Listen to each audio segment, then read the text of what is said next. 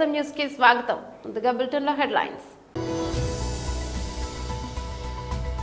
మాజీ MLA Gopireddy Srinivasa Reddy press meet.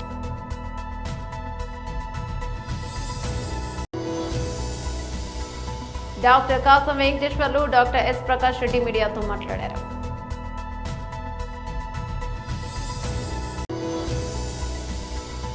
Telangana Bhavan లో మీడియాతో మాట్లాడుతున్న మాజీ మంత్రి ఎమ్మెల్యే శ్రీ హరీష్ రావు.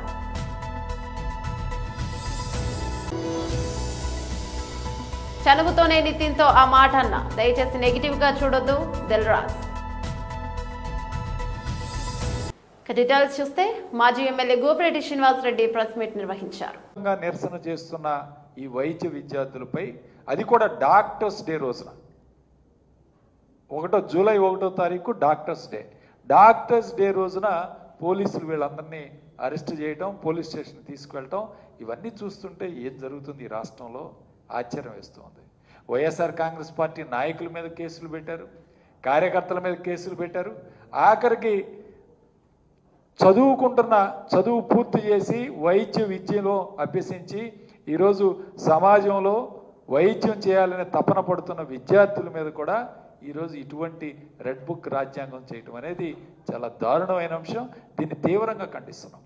ఒక్కసారి దీని మీద లోతైన విషయాలకు వెళ్తే, ఈరోజు చాలామంది మధ్యతరగతి కుటుంబాలు, పేద కుటుంబాలు తమ పిల్లల్ని డాక్టర్లు చదివించుకోవాలని తపన పడుతూ, ఒక ఆశయంగా చాలామంది తల్లిదండ్రులు వాళ్ళ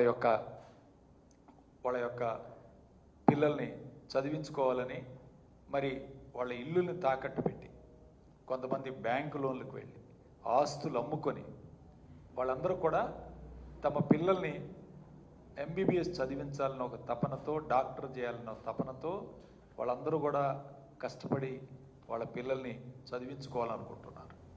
అలాంటి తరుణంలో మన రాష్ట్రంలో ఎక్కడైతే ఎంబీబీఎస్ సీట్లు రాలేదో, వైద్య విద్య పూర్తి చేయలేకపోతున్నారో మన రాష్ట్రంలో కానీ మన దేశంలో కానీ, వీళ్ళు పెడుతున్న నీట్ ఎగ్జామ్లో పూర్తిగా మార్కులు రాని వాళ్ళు, తక్కువగా వచ్చిన వాళ్ళు, వీళ్ళందరూ కూడా ఇతర దేశాలు, చాలా దేశాలు, చైనా కానీ, వాళ్ళ ఫిలిప్పైన్స్ కానీ, యుక్రెయిన్ కానీ, ఇలాంటి దేశాల్లో తమ పిల్లల్ని చదివించుకుంటున్నారు. ఎలా చదివించుకున్నారు? కోట్లు ఖర్చు పెట్టి చదివించుకుంటున్నారు. సుమారు లక్షలు కాదు, కోట్లు ఖర్చు అవుతుంది.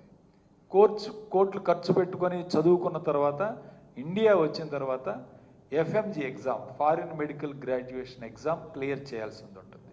ఎందుకంటే అది మన ఎన్ఐసి, నేషనల్ మెడికల్ కౌన్సిల్ యొక్క ఎగ్జామ్కి ఈక్వల్గా, ఎన్ఎంసీకి ఈక్వల్గా ఈ ఎగ్జామ్ క్లియర్ చేయాలి. ఈ ఎగ్జామ్ రాసి పాస్ అయిన వాళ్ళు మళ్ళీ ఇంటర్న్షిప్ చేయాలి. ఇంటర్న్షిప్ చేసేటప్పుడు వీళ్ళకి ఏమన్నా స్టైఫండ్ ఇస్తున్నారా? ఇవ్వట్లేదు. రాష్ట్రంలో చదివిన వాళ్ళకి, దేశంలో చదివిన వాళ్ళకి స్టైఫండ్ ఇస్తున్నారు. వీళ్ళు ఎటువంటి స్టైఫండ్ లేకుండా ఈ విద్యార్థులతో ప్యారలల్గా 36 గంటలు 48 గంటలు డ్యూటీలు చేసి, స్టైఫండ్ లేకుండా ఆపరేషన్ చేసి, అసిస్టెంట్ చేసి, అన్ని రకాలుగా క్వాలిఫై అయ్యి 1 ఇయర్ పూర్తి చేస్తే ఈ రాష్ట్ర ప్రభుత్వం ఎందుకు రిజిస్ట్రేషన్ చేయట్లేదు? అదేమన్నా బ్రహ్మ విద్య? 13 నెలల నుంచి కనీసం రిజిస్ట్రేషన్లు చేయకుండా, పర్మనెంట్ రిజిస్ట్రేషన్ చేయకుండా ఈరోజు ఇబ్బంది పడుతున్నారు. ముఖ్యంగా 28 రాష్ట్రాలు, ఈ దేశంలో 28 రాష్ట్రాల్లో పిఆర్ జరుగుతుంటే పర్మనెంట్ రిజిస్ట్రేషన్, ఒక్క ఆంధ్రప్రదేశ్లో ఎందుకు జరగట్లేదు? ఈ ప్రభుత్వం. Doctor Kasam Venkateswarlu, doctor S Prakash Reddy మీడియాతో మాట్లాడారు. అనవసరంగా ప్రజలను రెచ్చగొట్టి విభేదాలు సృష్టించేటువంటి ప్రయత్నం రెండు పార్టీలు కూడా ఒకరికి మించి ఒకరు ప్రయత్నం చేస్తూ ఉంటారు. వాస్తవాలను ప్రజలకు చెప్పకుండా తప్పుడు ప్రచారాలని ప్రజలకు చెప్తూ ప్రజలని రాజకీయంగా వాడుకోవాలనేటువంటి ప్రయత్నం చేస్తూ ఉంటారు. కేంద్ర పర్యావరణానికి సంబంధించినటువంటి డిపార్ట్మెంటు ఇప్పటికే బనకచెర్ల ప్రాజెక్టు అనుమతులు ఇవ్వడం ఏదైతుందో దాన్ని ఆపేయడం జరిగింది. ప్రాజెక్టు కనుక ముందుకు నడవాలంటే ఖచ్చితంగా సిడబ్ల్యూసి పర్మిషన్ తప్పనిసరి అవసరం ఉంటుంది. దానికి ముందు పరిశీలన కూడా సిడబ్ల్యూసి చేయాల్సినటువంటి అవసరం ఉంది. కేంద్ర ప్రభుత్వం కూడా స్పష్టంగా ఈ విషయాన్ని చెప్పింది. అయినా కానీ వీళ్ళ విమర్శలు ఆపడం లేదు. నిజంగా ఫ్లడ్ వాటర్ మీదనే బనకచెర్ల ప్రాజెక్టు నిర్మాణం జరుగుతుంది అని అక్కడ ఆంధ్రప్రదేశ్ ప్రభుత్వం చెప్తా ఉంది. అయినా సరే సిడబ్ల్యూసి అనుమతి తప్పనిసరి. నీటి లభ్యత విషయంలో అసెస్మెంట్ తప్పనిసరి. జల విభాగాలకు సంబంధించినటువంటి వివిధ రకాల అనుమతులు తప్పనిసరి. అంతర్రాష్ట్ర ప్రాజెక్టు అంటే ఈ నది ఉంది కాబట్టి అంతర్రాష్ట్ర జల వివాదాల పరిష్కారం కూడా తప్పనిసరి చేయాల్సి ఉంటుంది. ఇవన్నీ కేంద్ర ప్రభుత్వం శాస్త్రీయమైనటువంటి పద్ధతిలో తప్పనిసరి అన్ని విషయాలను కూడా పరిశీలిస్తుంది. ఈ అన్ని విషయాలు పక్కకు వదిలేసి నోటికొచ్చినట్టు ఏమి తెలవకుండా ఏదో విమర్శలు చేయాలనేటువంటి పద్ధతిలో విమర్శలు చేస్తూ ఉన్నారు. నిజంగా కృష్ణానది మీదకి ఒకసారి ఆలోచన చేస్తే 299 టీఎంసీల నీళ్లు తెలంగాణకు వాటా వస్తుంది. కానీ దాన్ని ఇప్పటి వరకు బీఆర్ఎస్ ప్రభుత్వం కానీ ఇప్పుడున్నటువంటి రేవంత్ రెడ్డి స్వయాన పాలమూరు జిల్లా నుంచి రేవంత్ రెడ్డి ఉన్నాడు ముఖ్యమంత్రిగా, అటు పక్కకు నీటిపారుదల శాఖ మంత్రి మన ఉత్తమ్ కుమార్ రెడ్డి ఉన్నాడు. అదే జిల్లాలో 5 మంది మంత్రులు ఉన్నారు ఇంకా ఈ 2 జిల్లాల కలిసి. కానీ ఆ వాటర్ని పూర్తిగా ఏ రకంగా ఉపయోగించుకోవాలనేటువంటిది ఇప్పటి వరకు కూడా వాళ్ళ సకదానానికి ఏ విషయం తెలియకుండా వాళ్ళు మనకు కనపడతా ఉంది. టీఆర్ఎస్ పార్టీ 10 సంవత్సరాలు పరిపాలించింది. కాంగ్రెస్ పార్టీ వచ్చి సుమారుగా 18 నెలలు అవుతుంది. అసలు 299 టీఎంసీల మనకున్నటువంటి హక్కులో ఇప్పటి వరకు రాష్ట్ర ప్రయోజనాల కోసం నీటి వినియోగం ఎంత జరుపుకున్నామో దమ్ము ధైర్యం ఉంటే. తెలంగాణ భవన్ లో మీడియాతో మాట్లాడుతున్న మాజీ మంత్రి ఎమ్మెల్యే శ్రీ హరీష్ రావు ఆయన పదవిలో ఉంటాడు కనుక బాధ్యతతో మాట్లాడతాడు, నిజాలు మాట్లాడతాడు, అధికార వేదికలో తప్పు మాట్లాడరు అని మనం అందరం కూడా విశ్వసిస్తాం. దురదృష్టం ఏంటంటే మన రాష్ట్ర ముఖ్యమంత్రి రాజ్యాంగబద్ధమైన పదవిలో ఉంటూ అన్ని అబద్ధాలే మాట్లాడతాడు. కుక్కతోక వంకర అన్నట్టు ప్రతిపక్షంలో అబద్ధాలే, ముఖ్యమంత్రిగా ఉంటూ కూడా అన్ని అబద్ధాలే మాట్లాడుతూ వస్తున్నారు. జర్నలిస్టులు అనేది, మీడియా అనేది 4th ఎస్టేట్గా మనందరికి కూడా ఎంతో గౌరవం ఉంటుంది. So I appeal to the media. అది మేము మాట్లాడినా, ముఖ్యమంత్రి గారు మాట్లాడినా, ఇంకెవరు మాట్లాడినా, అబద్ధాలు మాట్లాడినప్పుడు, తప్పులు మాట్లాడినప్పుడు వెరిఫై చేస్తూ మనం పాఠకులకు, ప్రజలకు వాస్తవాలు చేరవేసే విధంగా చూడాల్సినటువంటి బాధ్యత కూడా ఉంది. జనరల్గా ఎప్పుడన్నా ఏదన్నా ఒక నాయకుడు కానీ ఒక పార్టీ కానీ తప్పు మాట్లాడితే ఏం చేస్తారంటే ఆ వార్తల్ని కట్ చేసి వాళ్ళు క్రాస్ చెక్ చేసి నిజాలను మాత్రమే ప్రసారం చేసేటువంటి ఒక గొప్పతనం మీడియాకు 4th ఎస్టేట్గా ఉంది. నిన్న రేవంత్ రెడ్డి గారు మాట్లాడిన నేను ఆధారాలతో సహా చూపిస్తాను. ఆల్ లైస్, పచ్చి అబద్ధాలు, గోబల్స్. ఏమైందంటే రాష్ట్ర ప్రజలు, రాష్ట్రం అనేది చాలా ముఖ్యం, వ్యక్తులు ముఖ్యం కాదు. రేవంత్ రెడ్డి గారు ఉండొచ్చు, రేపు పోవచ్చు. తెలంగాణ రాష్ట్రం ముఖ్యం, రాష్ట్ర ప్రజలు ముఖ్యం, రాష్ట్ర హక్కులు ముఖ్యం. బీఆర్ఎస్ పార్టీ అనేది ఒక బాధ్యతాయుతమైనటువంటి ఉద్యమ పార్టీ. పోరాడి కేసీఆర్ గారి నాయకత్వంలో కానే కాదు రానే రాదన్న తెలంగాణ తెచ్చిన పార్టీ బీఆర్ఎస్ పార్టీ. రాష్ట్రాన్ని 10 సంవత్సరాలు పాలించి దేశానికి దిక్సూచిగా నిలిపిన పార్టీ బీఆర్ఎస్ పార్టీ. సో ఈరోజు ప్రతిపక్షంలో ఉన్న మేము నిర్మాణాత్మకమైన పాత్ర పోషిస్తాం. ప్రజలే కేంద్రంగా, రాష్ట్ర హక్కులే కేంద్రంగా, రాష్ట్ర ప్రయోజనాలే కేంద్రంగా బీఆర్ఎస్ పార్టీ పనిచేస్తుంది. దురదృష్టం ఏంటంటే బాధ్యతాయుతమైన పదవిలో ఉన్న రేవంత్ రెడ్డి ప్రజలు, రాష్ట్రము, రాష్ట్ర హక్కులు కేంద్రంగా కాకుండా రాజకీయాలు కేంద్రంగా, బురద జల్లడమే లక్ష్యంగా ఆయన మాట్లాడుతూ ఉన్నారు. So I appeal to the media, kindly ఎవరు మాట్లాడినా కూడా అవాస్తవాలు ఉంటే మీ దగ్గర ఆధారాలు ఉంటాయి, మీకు అన్నీ తెలిసి ఉంటాయి, క్రాస్ చెక్ చేసి వార్తలు ప్రసారం చేయాలని, వార్తలు రాయాలని, నిజాలు ప్రజలకు అందించే విధానానికి మీ వంతు సహకారం ఉండాలని ఐ అపీల్. సరే, let's come to the subject. ముఖ్యంగా నిన్న కాంగ్రెస్ పార్టీ, ఇప్పుడు అది కూడా ఒకటి ఆలోచించాల్సిన అవసరం ఉంది. మీరు పెట్టింది ప్రగతి భవన్లో ప్రజెంటేషన్, ఇచ్చింది అధికారిక హోదాలో. ఓన్లీ కాంగ్రెస్ ఎమ్మెల్యేనే పిలుచుకుంటారా? దాన్ని అందరిని పిలవాలి కదా. If it is the official presentation, why not to all? Gandhi భవన్లో పెట్టుకోలే కదా మీరు, అక్కడ ప్రజెంటేషన్ ఇచ్చింది ఆఫీసర్లు, ఇరిగేషన్ డిపార్ట్మెంట్ ఆఫీసర్లు, సచివాలయం నుంచి వచ్చిన అధికారులు. చనువుతోనే నితిన్ ఆ మాటలు అన్నా. దయచేసి నెగిటివ్గా చూడొద్దు దిల్రాజ్.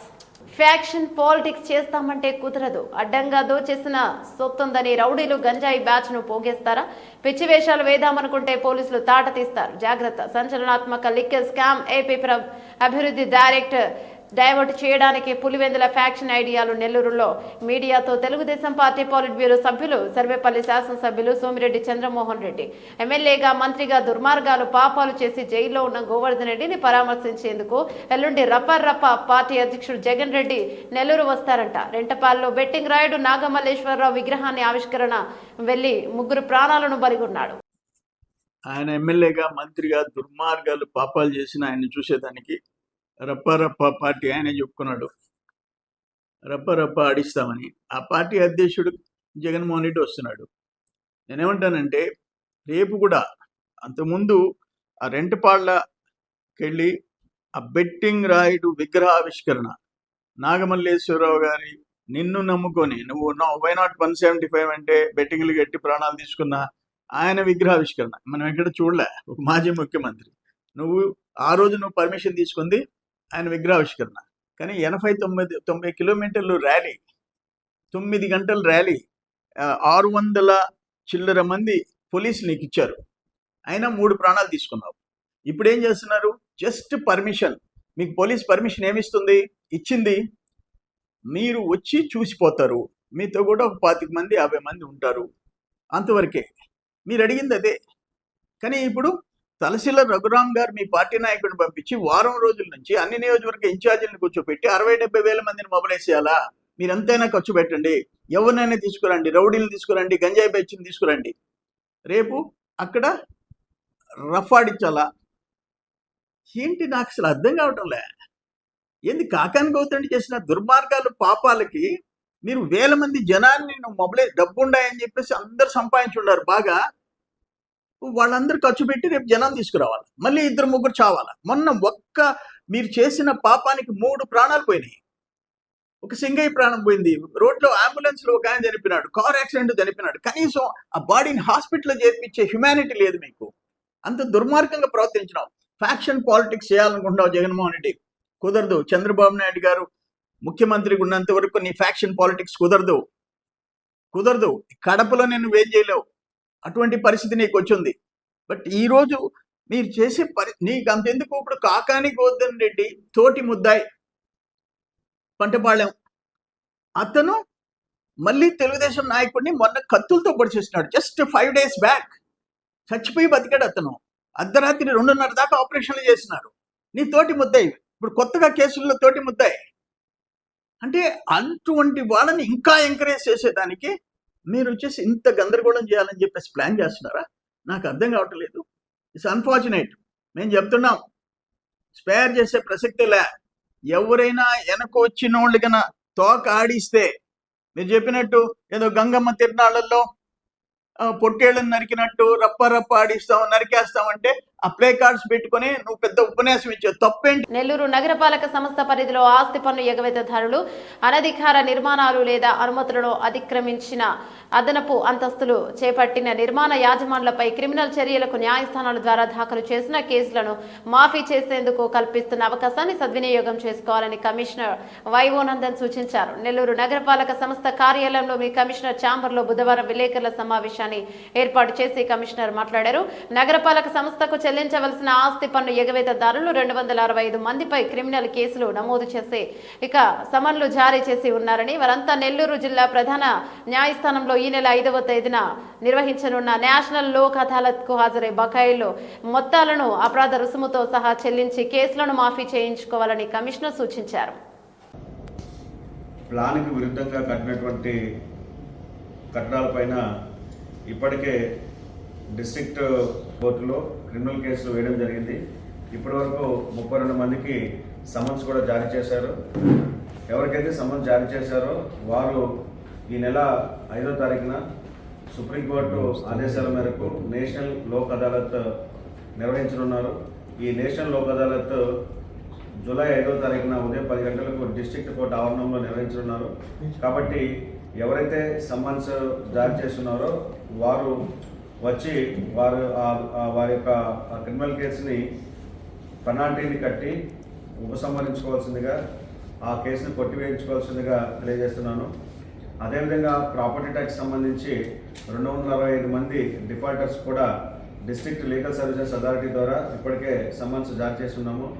ఈ 265 మంది ప్రాపర్టీకి సంబంధించినటువంటి వ్యక్తులు కూడా ఈ జూలై 5వ తారీఖున జరిగేటువంటి నేషనల్ లోక్ అదాలత్ విచ్చేసి అక్కడ మీరు కట్టాల్సినటువంటి పన్ను బకాయిలను కట్టి అక్కడ ఎన్ఎంసీ వారు కౌంటర్ కూడా ఏర్పాటు చేస్తారు. ఆ కౌంటర్ నందు మీ బకాయిలు చెల్లించి మీపై ఉన్నటువంటి కోర్టు కేసుని తొలగించుకోవాల్సిందిగా తెలియజేస్తున్నాను. అయితే గౌరవ సుప్రీంకోర్టు ఆదేశాల మేరకు ప్రతి 3 నెలలకు ఒకసారి నేషనల్ లోక్ అదాలత్ జరుగుతూ ఉంటుంది. అదేవిధంగా డిస్ట్రిక్ట్ లీగల్ సర్వీసెస్ అథారిటీ ఆధ్వర్యంలో ప్రతి శనివారం కూడా లోక్ అదాలత్ జరుగుతూ ఉంటుంది. ఇక్కడ నుండి ఎవరైతే ట్యాక్స్ డిఫాల్టర్స్ కానివ్వండి, అదేవిధంగా అనాథరైజ్ కన్స్ట్రక్షన్స్ కానివ్వండి, అదేవిధంగా deviations to the sanction plans ఎవరైతే ఉంటారో వీరన్నింటినీ కూడా క్రిమినల్ కేసుల ద్వారా డిస్ట్రిక్ట్ లీగల్ సర్వీస్ అథారిటీ ద్వారా సమ్మన్స్ జారీ చేయడం జరుగుతుందని, ఆ విధంగా ఇప్పటికే ఎవరి మీద అయితే జారీ చేస్తున్నారో వారు ఈ నెల 5వ తారీఖున జరిగేటువంటి నేషనల్ లోక్ అదాలత్లో వచ్చి మీపై ఉన్నటువంటి క్రిమినల్ కేసును అక్కడ పెనాల్టీ కట్టి కొట్టివేయించుకోవాల్సిందిగా తెలియజేస్తున్నాను. Thank you sir. లేదా అపరాధ రుసుమును చెల్లించరో వారిపైన 3 సంవత్సరాల వరకు జైలు శిక్ష విధించడానికి చట్టం అనుమతిస్తూ ఉంది. కాబట్టి ఆ పరిస్థితి లేకుండా అందరూ గౌరవ న్యాయస్థానం యొక్క సమ్మన్స్ని గౌరవించి మీరు పెనాల్టీని కట్టవలసిందిగా తెలియజేస్తున్నాను. వేయడం అనేది ఒక తరహా వరకు అనుమతిస్తామండి. ఇంకా అడిషనల్ ఫ్లోర్స్ కానీ అట్లా వేసినప్పుడు ఖచ్చితంగా డెమాలిషన్ కూడా వెళ్తున్నాం. అదేవిధంగా ప్రాపర్టీస్ సీజ్ చేయడం కూడా వెళ్తున్నాం.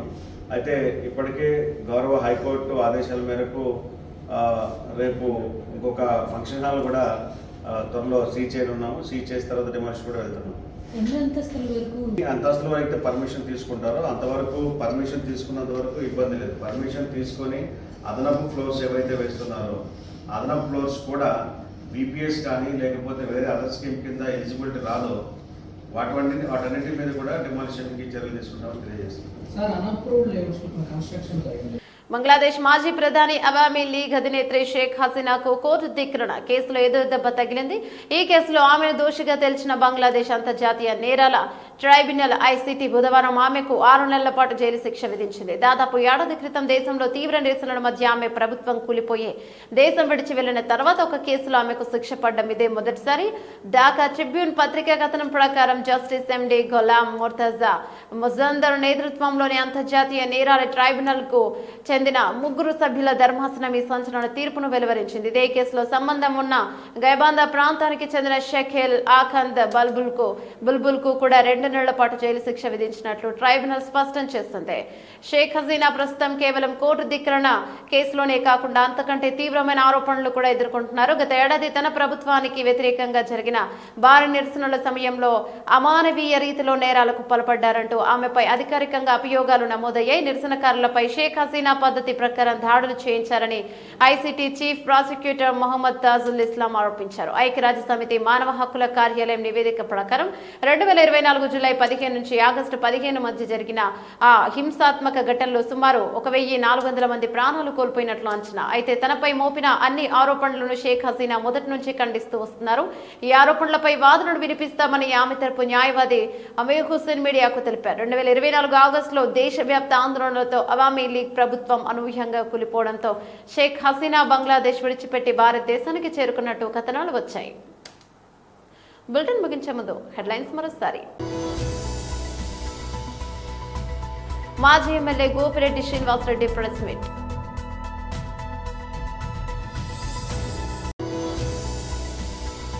Doctor Kasam Venkateswarlu, doctor S Prakash Reddy మీడియాతో మాట్లాడారు.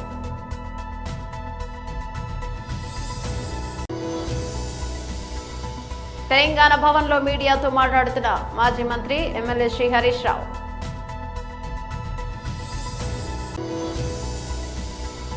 చనుగుతోనే నితిన్తో ఆ మాట అన్న, దయచేసి నెగిటివ్ గా చూడొద్దు దిల్రాజ్. ఇవి బులెటిన్ డీటెయిల్స్. మరో బులెటిన్లో మళ్ళీ కలుసుకుందాం. అంతవరకు సెలవు. నమస్తే.